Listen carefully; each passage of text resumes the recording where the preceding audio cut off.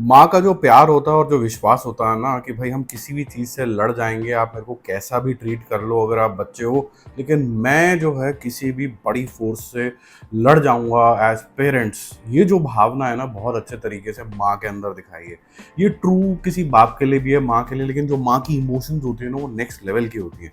तो जहाँ पर एक्टिंग की बात आ जाती है कि ये डेमोंस्ट्रेट कौन करेगा, तो काजोल से अच्छी एक्ट्रेस कौन हो सकती है। अगर आपको कुछ केयर क्रिएट करना है तो रौनक रॉय जैसे एक्टर आपको चाहिए होंगे। सस्पेंस क्रिएट करना है तो देवेंदु टाइप के जो एक्टर होंगे वो बहुत बढ़िया हो जाएंगे। ठीक है, साथ साथ में अगर आपको कोई इस तरीके का स्केयर क्रिएट करना है जहाँ पर लाइफ और डेथ का मामला हो जाएगा, तो आप दो चीज़ें लेके आओगे, कुछ कल्ट बिहेवियर और कुछ मिस्टिकल सी ऐसी चीज़ें जो हमारे किसी पुराने ग्रंथ में या फिर किसी पुराण में कहीं ना कहीं कुछ मेंशन किया हुआ है। तो कहानी कुछ एक श्रापित तरीके की आप कह सकते हैं, एक विलेज की है जहाँ पर एक बलि दी जाती है बच्चियों की। क्यों दी जाती है, क्या कारण है उसके पीछे।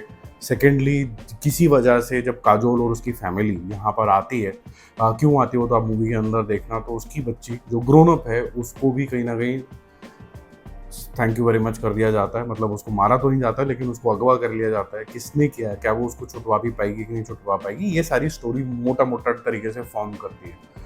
एक बच्चे का खो जाना एक मेरे ख्याल से पार्टनर से ज़्यादा स्कैर क्रिएट करता है। जैसे अगर आप कोई मूवी देख रहे हो कि किसी की हस्बैंड या फिर वाइफ नहीं मिल रही है, उससे ज़्यादा स्कैर बच्चे के लिए होता है, क्योंकि कहीं ना कहीं बच्चा चाहे बड़ा भी हो रहा हो, हमेशा माँ बाप के लिए एक ऐसा स्टेट ऑफ माइंड रहता है कि वो छोटा है, उसको दुनियादारी नहीं पता है।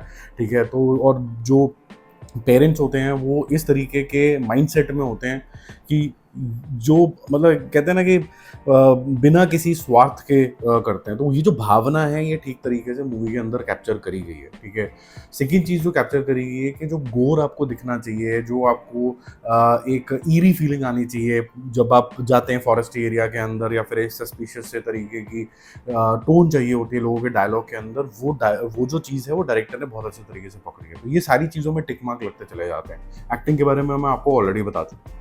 मेरे ख्याल से जहाँ थोड़ी ये फॉल्टर होती है वो इसकी स्टोरी कम, क्योंकि स्टोरी काफ़ी पावरफुल है। ये डायरेक्शन में कहीं न कहीं फॉल्टर करती है। डायरेक्शन के अंदर आपकी जो इमेजिनेशन होती है ना एज़ अ डायरेक्टर, उसपे बहुत कुछ निर्भर करता है। मैं एक एंटिटी को बहुत ज़्यादा ऑन द फेस ना करके भी आपको डरा सकता हूँ। मैं जंप स्केयर से बहुत ज़्यादा आपको डरा सकता हूँ। मैं बिना कुछ कहे सिर्फ़ बातों से आपको डरा सकता हूँ, ठीक है? या फिर वो जो हॉरर कॉमेडी होती है उसके अंदर भी एक आधे सीन में किसी न किसी को तो डर लगता है, उससे भी डरा सकता हूँ।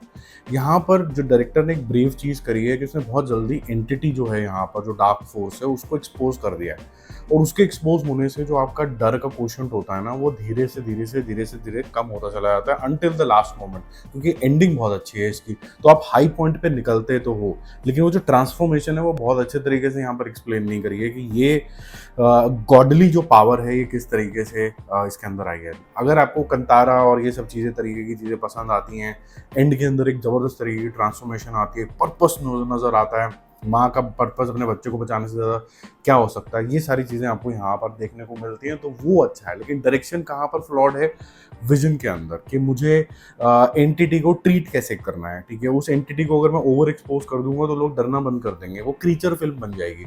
तो मेरी समझ के हिसाब से बियॉन्ड द पॉइंट ये हॉरर फिल्म नहीं रही, ये एक क्रीचर फिल्म बन के रहेगी, जो इसने मुझे थोड़ा सा डिसअपॉइंट किया at the end of the day. Because मैं इसको रात के जोन के अंदर लेके गया था, जो राम गोपाल वर्मा ने बनाई थी, कि रात के जोन के अंदर होगी तो बड़ा मजा आएगा।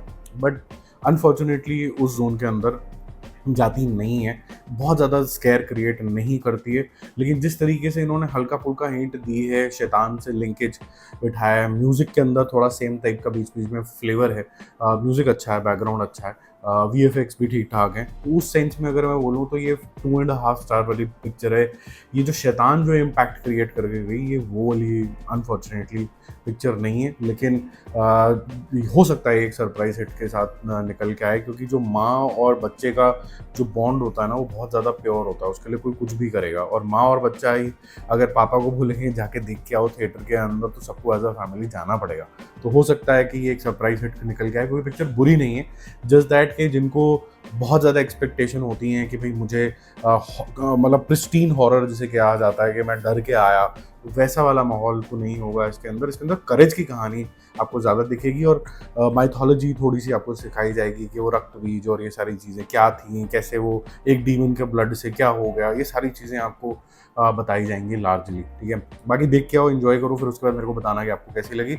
मेरे लिए एक्सपीरियंस थोड़ा ठंडा पड़ गया क्योंकि ओवर एक्सपोज कर दिया क्रीचर को। Bye bye.